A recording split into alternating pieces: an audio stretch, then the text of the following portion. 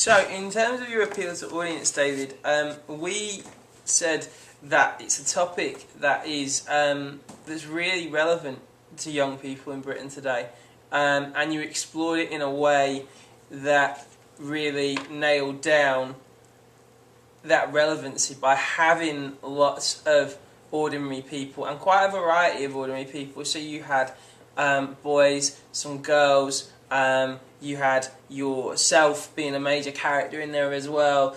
And I think by actually almost returning frequently to those people, it almost cast them, because in a way I guess they are kind of the experts on that issue of stop and search and being stereotyped and things like that. So I think in terms of appealing to your audience in terms of age, I think it was good. I think it was really good. In terms of ethnicity, I think you could have gone down the route where, you know, you're like, the police are all racist and this is a black issue, but you didn't. And I think that's significant as well. You kind of kept it within that issue of age. There was some inference, but not really by you, that it was a race issue.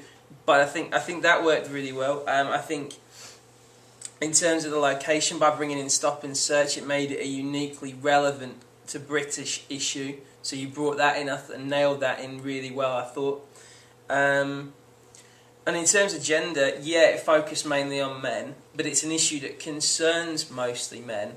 And whilst exploring it, I don't think there was anything that alienated women in any respect in there. No.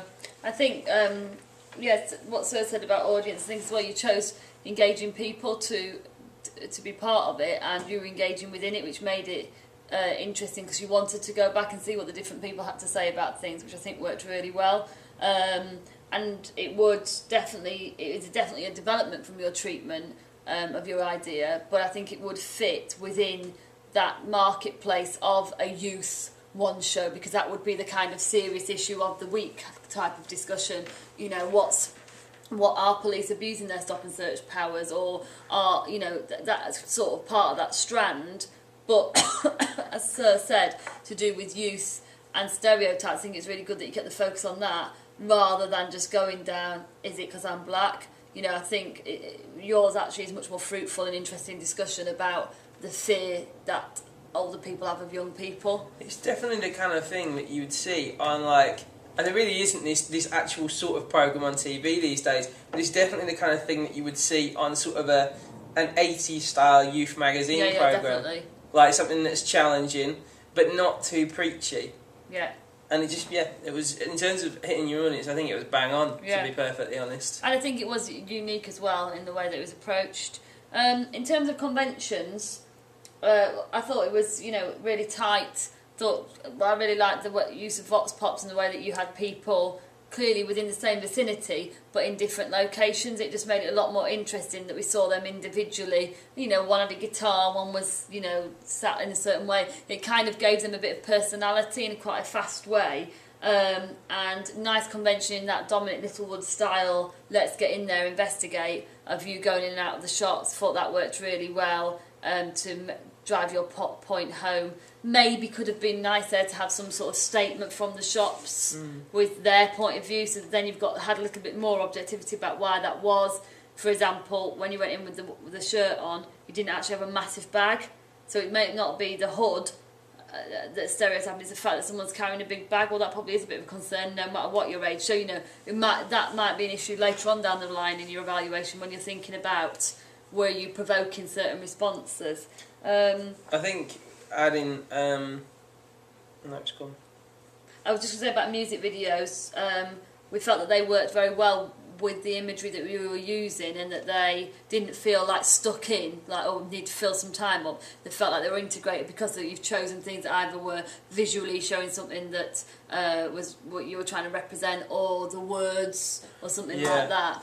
I mean, I think it was the Mitchell Brothers video where he's actually being followed down the street by the police, and you could have just left that in there and it wouldn't have really meant anything in the context of your documentary, but by adding in the voiceover, it was actually it was really effective because of the fact that the guy was delivering to the camera, and it actually felt quite personal, and then with your voiceover on top of that, it kept it really tightly within the context of your film.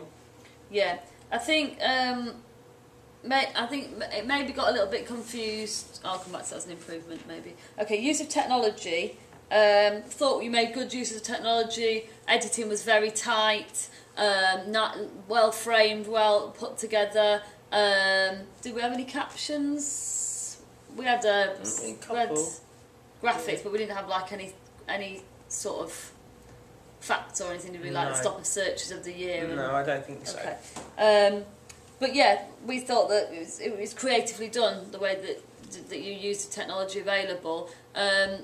In terms of areas for improvement, the sound is erratic, and some bits, especially at the beginning, you can't really hear what you're saying on the voiceover.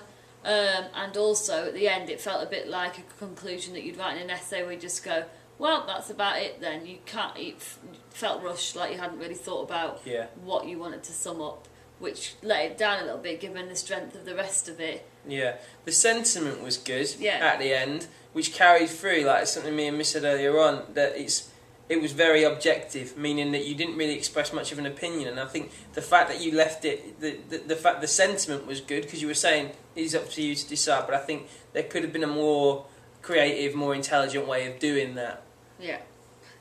In terms of room for improvement, one of the things that I felt, I'm not really sure why you had the whole Mr. Big section in a way. I kind of did get you, but then like that man is not a teenager either. No. So then it blurred the boundaries. And also the bit about where he's been in the paper, is that not because the stereotype is about the fact that he's somebody who's a tow-away van, isn't it? More than the fact that he's young or black or any of those things. So for me, I kind of knew why you put that in, but it kind of detracted from the rest of it. I would rather have had an interview with somebody else about how many times they've been stopped, like Sean, about how many times they've been stopped in search and what their reason was and all those sorts of things. Or maybe something like, a breakdown of stop and search law, or a reconstruction of a stop and search, or something like that.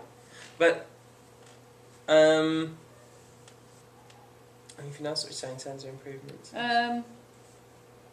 No, I think they were the only things, the sound and maybe that, and the kind of end part. Yeah, cool. Alright, thank you, David. Good.